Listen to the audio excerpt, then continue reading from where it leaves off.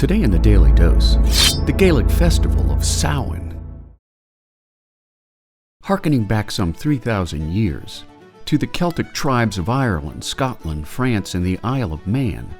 Samhain was a time when people peered into the world of dark spirits on this most magical of nights. Centuries before Christ, the Celts' survival depended largely on animal and agricultural husbandry, which made the coming of winter the scariest time of their collective lives. Once their winter food stocks were harvested, there was a communal sense that this was all they had to carry them through the barren days of winter, giving the Celts a commonly felt swallow of trepidation. Now known as the progenitor to Halloween, Samhain was celebrated between the autumn equinox and the winter solstice, beginning on the evening of October 31st and ending the following sunset. As winter, or the dark half, approached, the Celts asked their priests, known as druids, to pray for them,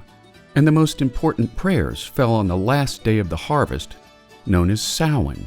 which kicked off a 3-day observance of All Hallowtide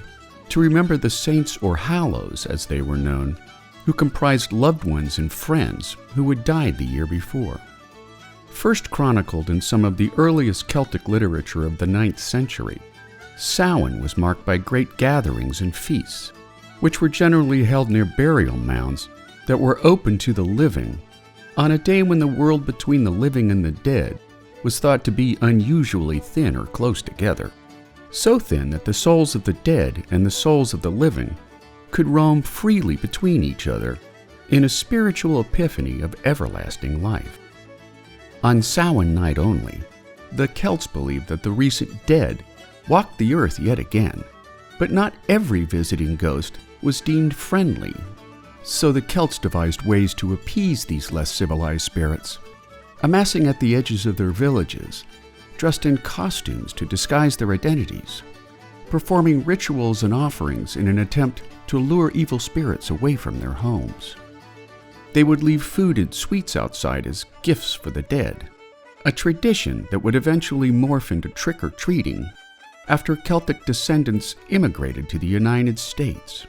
making Samhain one of the most fascinating celebrations in human antiquity. And there you have it, the Celtic festival of Samhain, today in the Daily Dose. Get your nerd on with the Daily Dose. And if you enjoyed today's episode, share the link with a friend or colleague, particularly the dumb ones that don't know jack.